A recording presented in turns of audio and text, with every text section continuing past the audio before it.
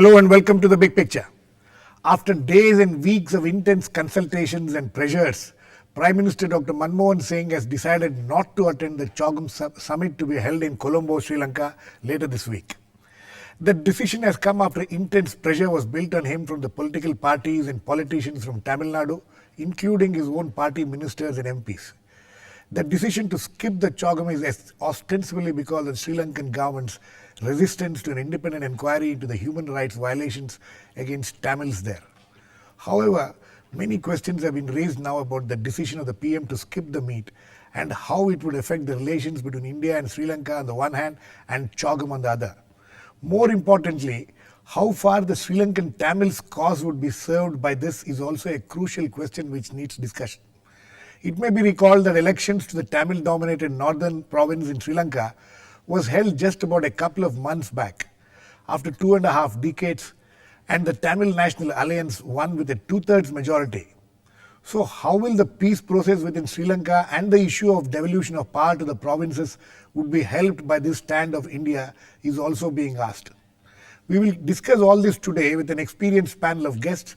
I have with me Rajiv Sikri, former Secretary, Ministry of External Affairs, D. Raja, CPI MP in the Rajya Sabha, Inder Badhwar, Senior Consultant Strategic Affairs and former Editor of India Today, who keeps a close watch on Sri Lanka, Pramit Chaudhari, Foreign Editor, Hindustan Times. And we will be joined soon by one more guest. Welcome to all of you. Mr. Raja, I would like to come to you first. You think this decision of the Prime Minister to skip the meeting in Colombo is the right decision? Firstly, you tell me the decision has been announced formally, officially? It's supposed to have been announced. I do not know. Okay, so if it has been announced formally and officially, I think it is very late. This decision could have been taken much earlier, so that India could have sent a strong message, an enlightened message to all the countries of Commonwealth, to the entire Commonwealth summit. India lost that opportunity. You think that the message now will not have the same impact?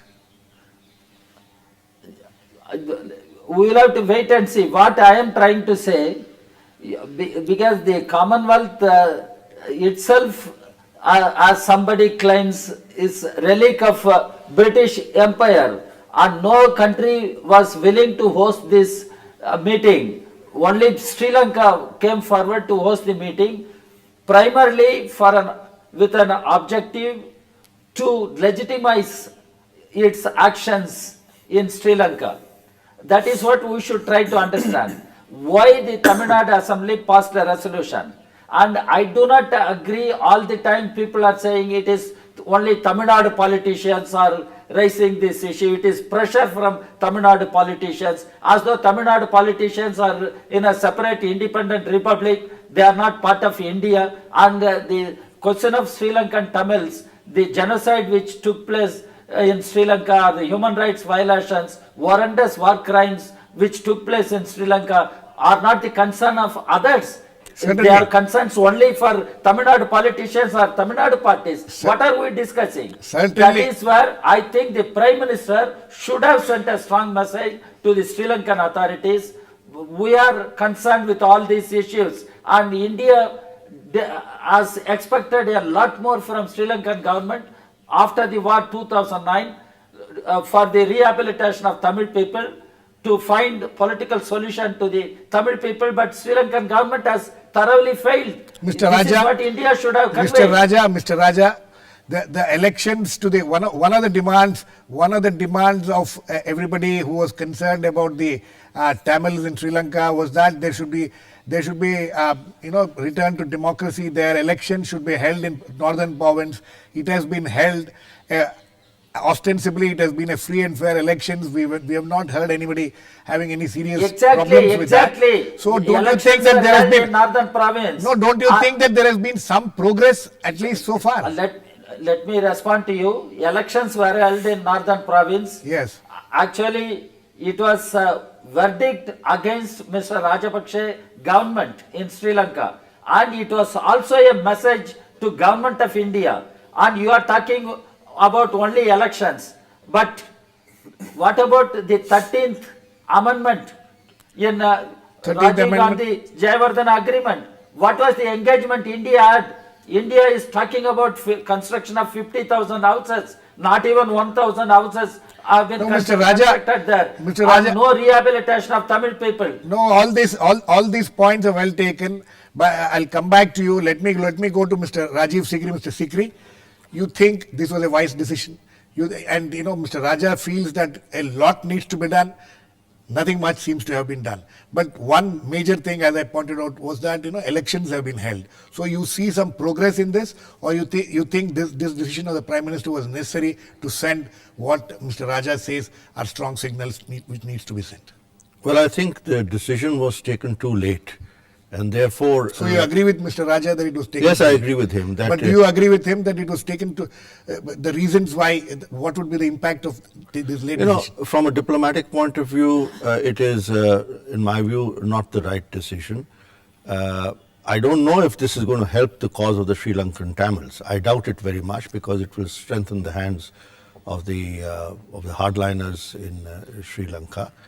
And we have also sent a message both within our country and abroad that the central government does not really run foreign policy. It is being run by different states. In Sri Lanka's case, Tamil Nadu, and Bangladesh, Mamata Banerjee there. So it conveys the impression of a very weak state. If we had to take a stand on the human rights violations there, we should not even have supported Sri Lanka hosting the CHOGM summit. Right. And we should have announced way in advance that because of these reasons we are not going to do it. But as was pointed out, the decision to hold the northern provincial elections was taken under Indian pressure. Absolutely. And so to that extent, there is some forward movement. There is some response to Indian. There is something, but unless we keep engaging Sri Lanka, I don't see how we can influence it very much. There have to be some, conversation with them. This could have been an occasion where, in front of the international community, in front of the Commonwealth nations, we could have pointed out all that has gone wrong. And it does not have to be necessarily as a foreign policy success for Rajapaksa. It could have been a foreign policy embarrassment for him, depending on how the cards were played.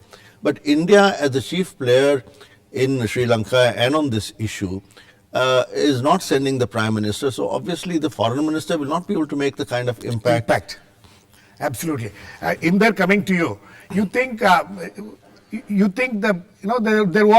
there have been some discussions in the last week about when this whole question of whether Prime Minister should go or not.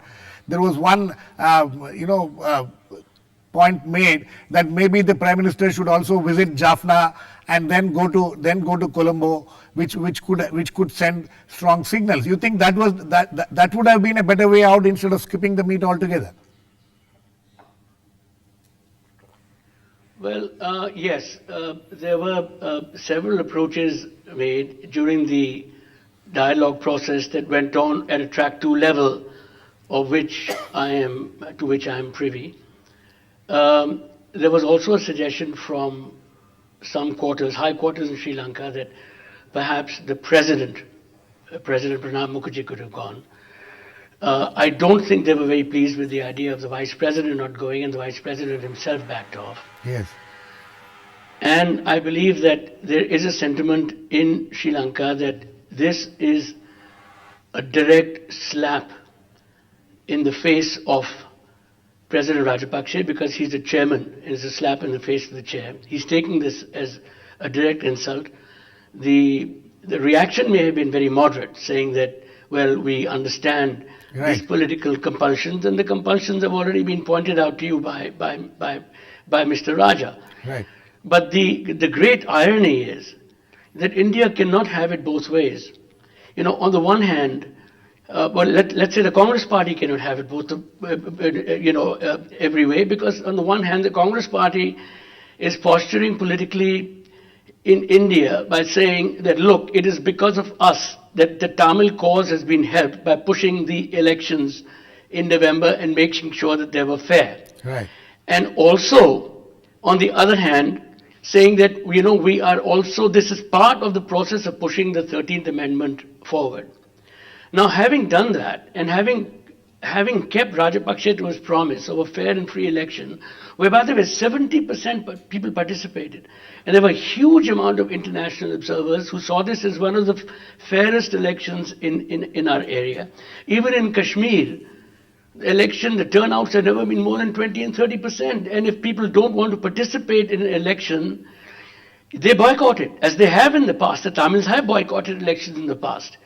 This election showed the final political defeat of Prabhakaran and the LTTE and its philosophy, that the Tamils want a political process started in the mainstream by denying the bullet and going for the ballot. Right. And instead of appreciating this, when our political parties and our Prime Minister say that we must punish Sri Lanka, the only explanation that the Sri Lankans have is that, we are moving forward. What do they want? Do they want an elam? Do they want what is the next step? Do they want a complete separation of the north from the rest of Sri Lanka, which is never going to happen? It is absolutely true, as Sikri said, that there is a huge hardline faction in Sri Lanka, which is pro-Chinese and pro-Pakistani. Some of it is in the government, and some of it is in the JVP and JHU, the opposition Buddhist parties, Right. who have always resented India for the violent put down of the Marxist, Maoist-oriented rebellion, the leftist rebellion, in which probably as many people or more were killed than were killed during the Elam War.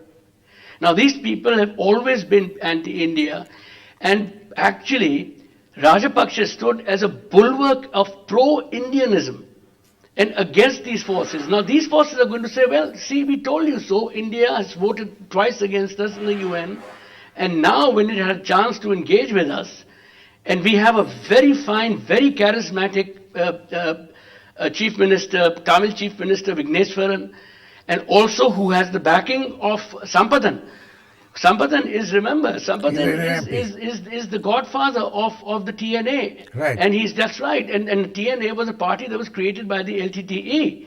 So this is like akin to when Pakistan speaks about Kashmir, or the Muslim world speaks about the maltreatment or the alleged maltreatment of Muslims in India. Every party in India tells them to mind their own business and go to hell. What this does basically is it creates a huge backlash against Indian minorities. Absolutely. And if that again happens, where the Sinhalese feel that outside Tamils, the Tamils don't want that. To answer your question, I have talked to hundreds of Tamils.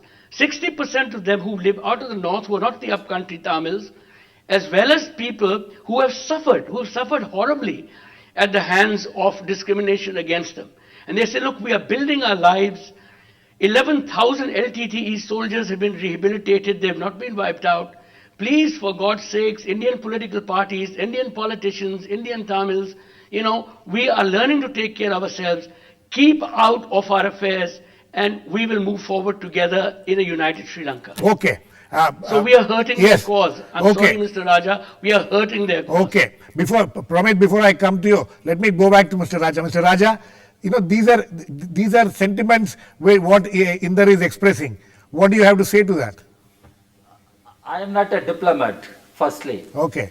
I am a political activist. Absolutely. I represent a political party. Yes. I am of the view the bureaucrats and the diplomats are equally responsible for India committing blunders one after another on our approach to Sri Lanka and our policy towards Sri Lanka. That is my opinion. I can argue in any form. Mr. Raja, if chances are given, I can argue. If chances are given, Sri Lanka was taken by politicians, not by diplomats. Okay. The decision to arm the LTT was taken by politicians, not diplomats. This Kamaleshwar So to say, Sharma, this is typical of Prabhakaran politicians. was created by the politicians. We We created Prabhakaran. When the decision is that of the politicians. I said equally responsible. No, you just said it is diplomats. Kamaleshwar country. Sharma Okay, has got Mr. that Raja. No, Mr. Raja, please. Mr. Raja, No, I want. allow me to complete my idea. I will allow you, please.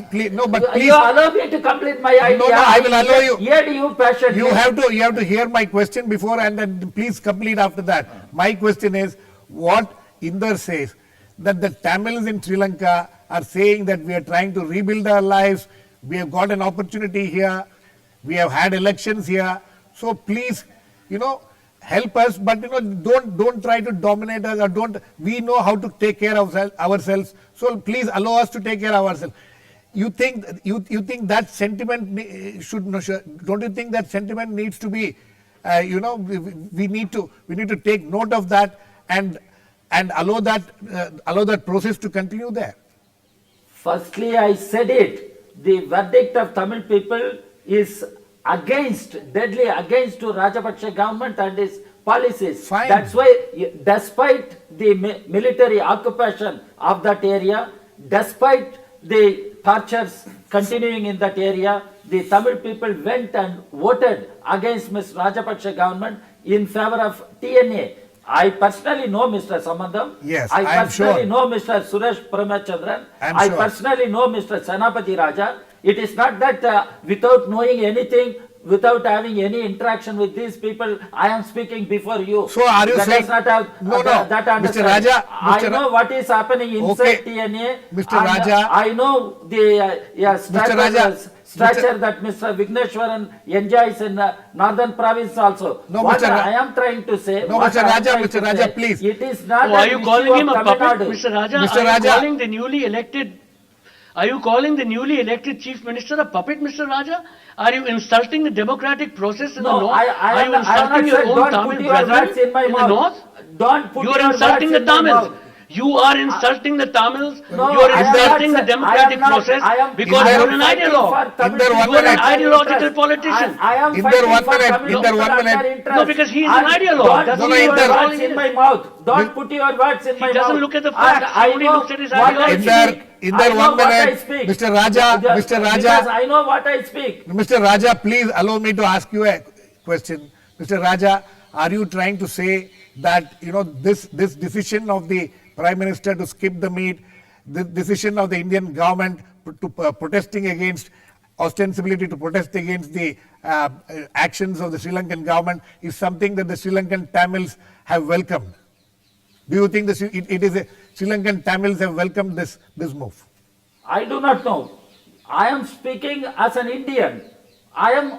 You are speaking as an Indian, but you are doing it to. You I are am asking essentially. my government. No, Mr. Raja. Essentially, you and the people like you who have been demanding that Prime Minister should not go are apparently talking in favor to support the cause of the Sri Lankan Tamils, isn't it?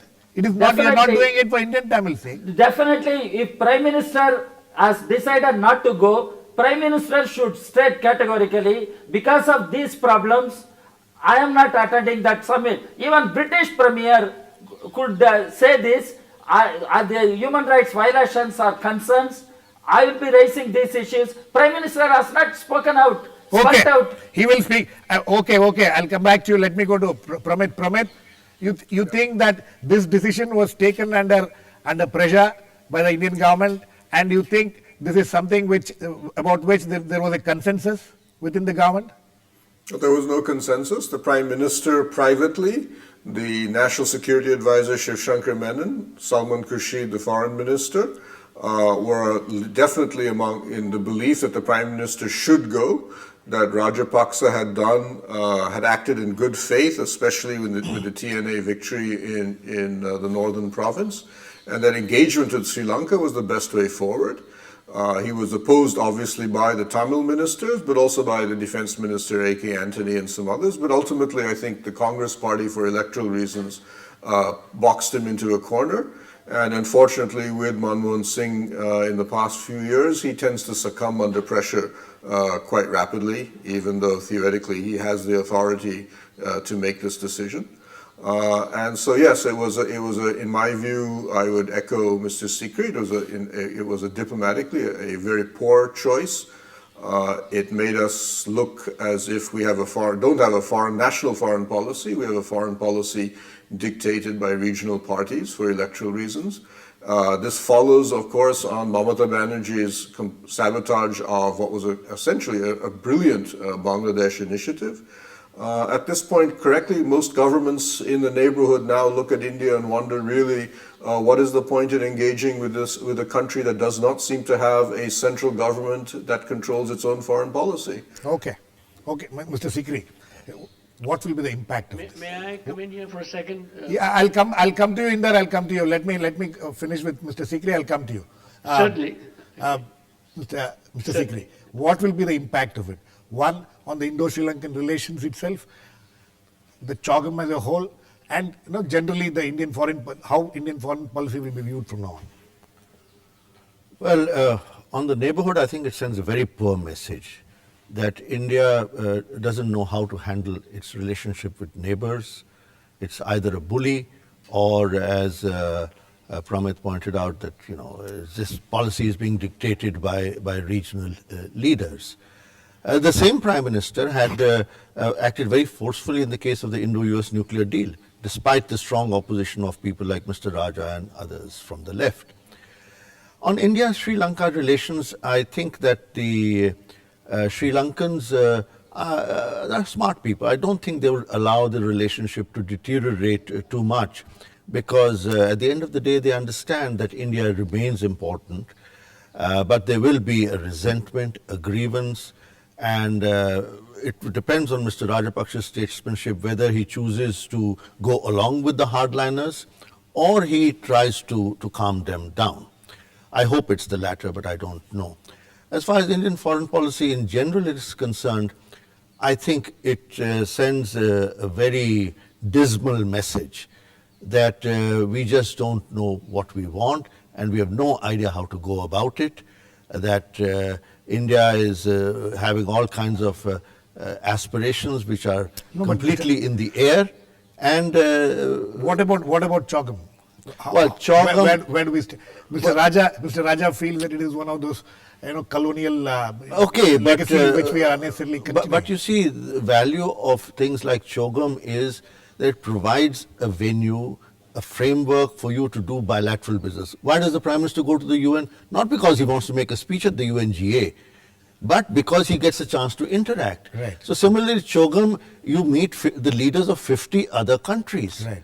Whom you may not be meeting otherwise. They're small countries who may look up to it, so you can get a lot of business done. It's a club. Now, you want to lose that membership of the club, it's another story, but you find that membership is useful and important, which is why countries like Pakistan, even when they were kept out of CHOGM, wanted to come back. Right. Because you can do business. It may not be directly relevant, but it is a framework. What does BRICS do? What is ASEM doing? Same kind of thing. These are clubs. Okay. Yes, Inder. Inder, you think that the impact? What would be the impact on the Indo-Sri Lankan relations? How would Sri Lanka look at India now? Do you agree with Mr. Sikri that Sri Lanka does not have so much leeway? I agree with. Yeah.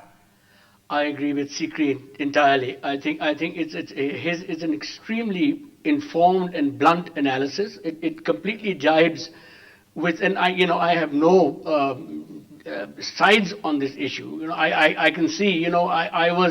I used to speak the same language that Mr. Raja speaks about 10, 15 years ago as a good Trotskyite. And I used to look upon the United Nations as a neo-colonialist, neo-imperialist organization, just like he looks at CHOGM as a imperialist organization, even though imperial power has disappeared long ago, and countries like Malaysia and all are completely free of it. I agree with him that these are world associations like BRICS, like BIMSTEC, where the world comes and talks. Now today what India has done is lost its space in Sri Lanka. This is something quite different from the fact of pursuing human rights violations. And I am completely against the view that even the use of the word genocide. There is no question of the fact that in the 80s, when there was a Sri Lankan's only policy, there was a huge, massive slaughter of Tamilians that brought the Tamil grievances up into the forefront, and organizations and militant organizations were formed, and then the LTTE, of course, wiped out all the rival organizations and wiped out everyone who disagreed with Prabhakaran, and became a fascist organization pretty much in the sense that Pol Pot was. It was basically like the Khmer Rouge. Right. And the Sri Lankan army was fighting basically a Khmer Rouge kind of organization, which was ruthless, which was brilliantly armed and trained by India. No, but Now, in a war like this, it's unfortunate. War itself is a crime. And what I'm trying to answer is one thing is that when you talk about the war crimes, it is not as if there has been no institution of inquiries. There have been entire battalions of Sri Lankan soldiers who have actually been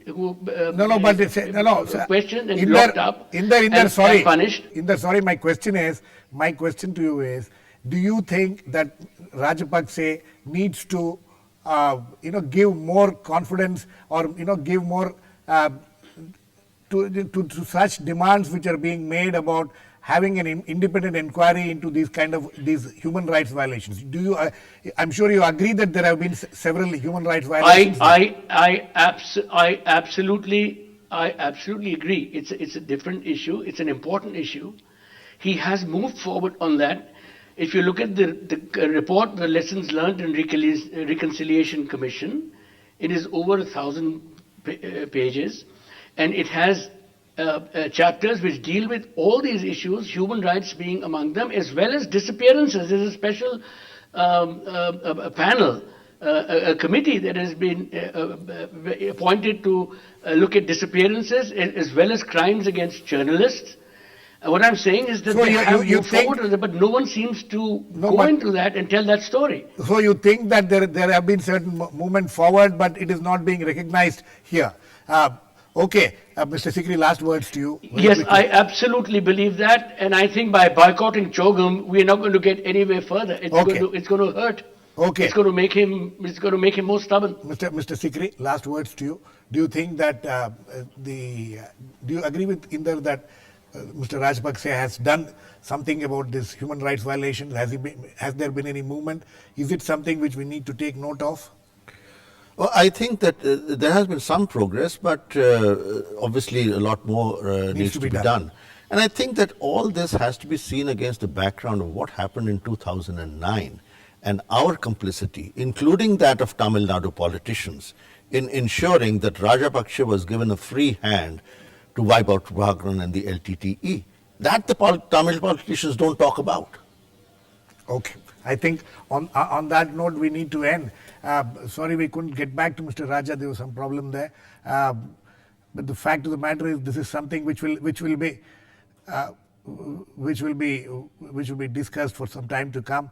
We will wait and see how the CHOGM itself will go through, and what will be the impact of that and what will be the outcome of that when our foreign minister will be there. Thanks to all my guests, Inderjit Badhwar, Rajiv, Sikri, D. Raja and Pramit Chaudhari. Please keep watching. We'll come back with another issue on the big picture same time tomorrow.